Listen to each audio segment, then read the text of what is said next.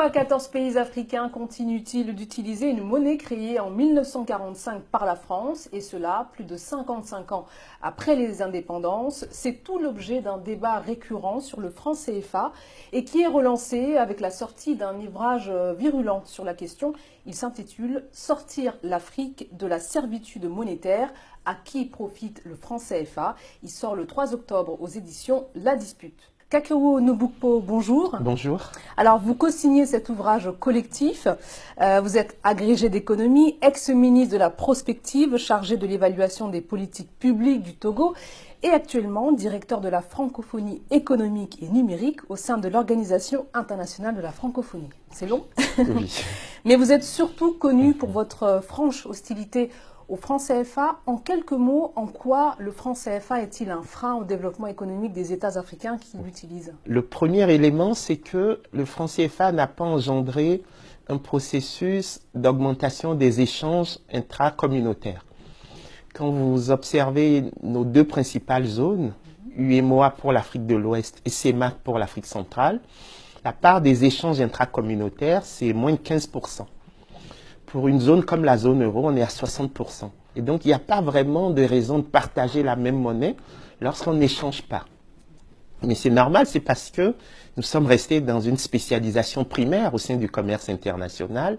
On produit essentiellement des matières premières. Qui datent de l'époque voilà, qui datent de l'époque coloniale. Et ces matières premières sont plus substituts que complémentaires. Il y a un autre point qui nous paraît important, c'est le problème de compétitivité. Le franc CFA est une monnaie forte parce que arrimée de manière rigide à l'euro. Et quand vous avez une monnaie forte, ça joue comme une taxe sur vos exportations. Et donc, vous avez des problèmes de compétitivité quand vous voulez vendre. Et en même temps, vous avez de fortes incitations à importer parce que quand vous avez une monnaie forte, c'est comme si vous subventionniez vos importations. Troisième élément, c'est la répression financière. Le problème qu'on a dans la zone franc, c'est qu'il n'y a pas suffisamment de crédit pour nos entrepreneurs, pour les ménages, pour arriver à créer des activités, à créer des emplois. Pour une raison simple, comme nous ne produisons pas grand-chose, lorsque nous ouvrons les vannes du crédit, ça alimente les importations. Et pour payer les importations, c'est par les devises. Et s'il n'y a pas suffisamment de devises, à un moment donné, on est obligé d'évaluer. Et donc, pour éviter tout risque de dévaluation, il y en a eu une en 1994 qui a été assez dure, les dirigeants de la zone préfèrent rationner le crédit et donc préfèrent asphyxier l'économie réelle et en contrepartie avoir une monnaie arrimée à l'euro. Et enfin, dernier élément, c'est qu'il n'y a aucune préoccupation de croissance économique dans les objectifs des banques centrales de la zone franc. Leur seul objectif, c'est la lutte contre l'inflation. Or, nous savons qu'il y a un arbitrage entre l'inflation et la croissance. Et donc, quand on a une obsession anti-inflationniste, qui se traduit notamment par le rationnement du crédit, eh bien, il n'est pas étonnant qu'on n'ait pas de croissance économique, qu'on n'ait pas d'emploi. Et donc, pour moi, le chômage massif des jeunes en zone franc, c'est la variable d'ajustement du système franc CFA. En même temps, la zone CFA connaît un taux d'inflation assez faible, donc ça, c'est plutôt un aspect positif. Oui, c'est qu'on a tendance à confondre une faible inflation et la déflation. Ce que nous observons, c'est que de manière structurelle, le taux d'inflation dans la zone franc est nul. Si vous observez bien, cette faible inflation qu'on a dans la zone UEMOA, elle est accompagnée d'une faible croissance et d'une faible capacité de création d'emplois. Ce qu'on entend aussi parmi les pros franc CFA, c'est que le problème, c'est peut-être le taux de change finalement, qui est peut-être trop élevé ou trop faible. C'est pas là le problème, plutôt que de quitter complètement d'abandonner complètement la monnaie? Quand vous êtes arrimé, comme c'est le cas chez nous, à une monnaie forte comme l'euro, vous suivez la politique monétaire de la zone euro. Et les chefs d'État n'ont aucune marge de manœuvre. Exactement. Donc, c'est moins la question du taux de change que celle du régime de change. C'est-à-dire, et c'est ce que je propose, qu'on ait un franc CFA plus flexible, arrimé un panier de devises, ce qui fait qu'on pourrait utiliser des marges de manœuvre pour financer l'économie réelle, parce qu'on n'aurait plus cette obsession de défense du taux de change, donc de défense de la parité CFA-euro. Il y a un projet de monnaie commune des pays de la CEDEAO qui est prévu pour 2020. Est-ce que vous pensez qu'il a une chance de voir le jour? Oui, ce projet peut voir le jour à deux conditions. La première condition, c'est que le Nigeria accepte de faire un pas vers les pays francophones.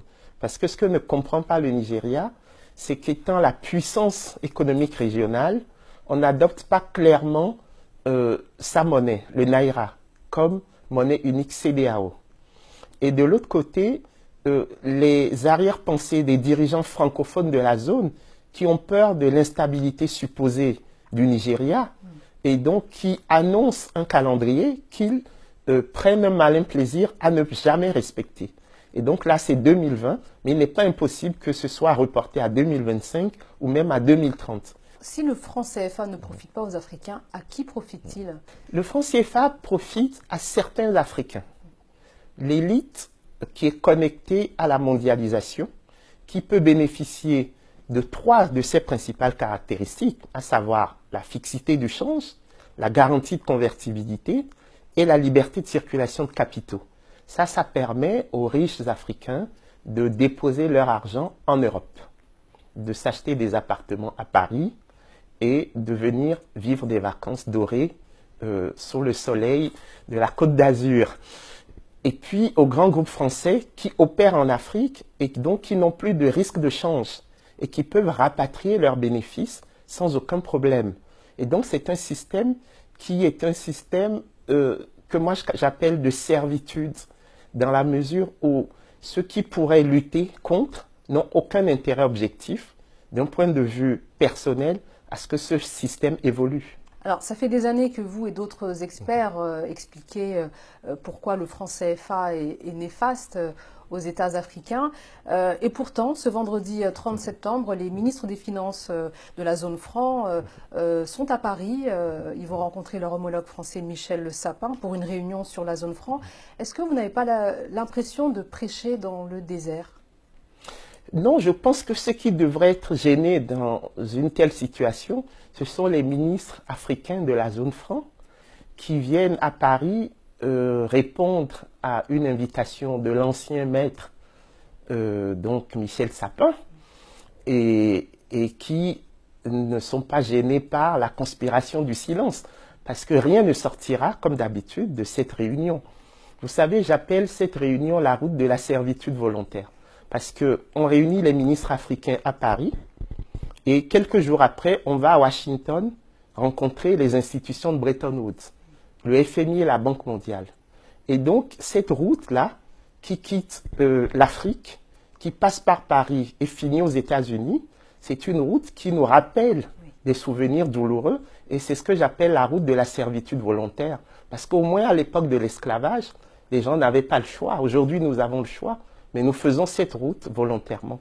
Merci Kakono Boukpo d'avoir répondu à nos questions. Je rappelle que vous co-signez l'ouvrage collectif « Sortir l'Afrique de la servitude monétaire, à qui profite le franc CFA ?» Un ouvrage qui sort le 3 octobre aux éditions La Dispute. Retrouvez en ligne d'autres articles consacrés au dossier sur le franc CFA. À bientôt.